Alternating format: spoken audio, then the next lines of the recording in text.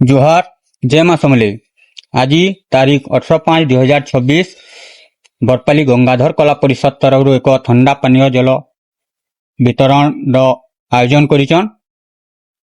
एही कार्यक्रम रे हमर मुख्य अतिथि बरपाली तहसीलदार श्री रुक्मण मेहर आज्ञा जोगदे प्रथमे सभापति गंगाधर मेहर प्रतिमूर्ति पुष्पमाल्य अर्पण कले।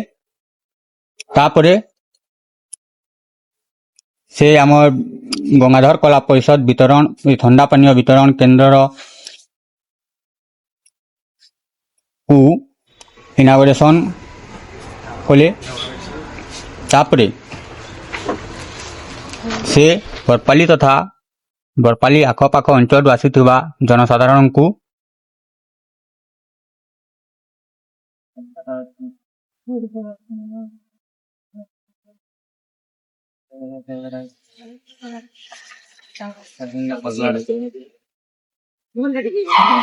ठंडा पानीय वितरण कले। धन्यवाद। एंता नुआ नुआ वीडियो देखबार लगी आपण माने आमर रेहान मेहर ब्लॉगर यूट्यूब चैनल की बहुत मात्रा शेयर करूँ, सब्सक्राइब करूँ, लाइक करूँ, कमेंट करूँ।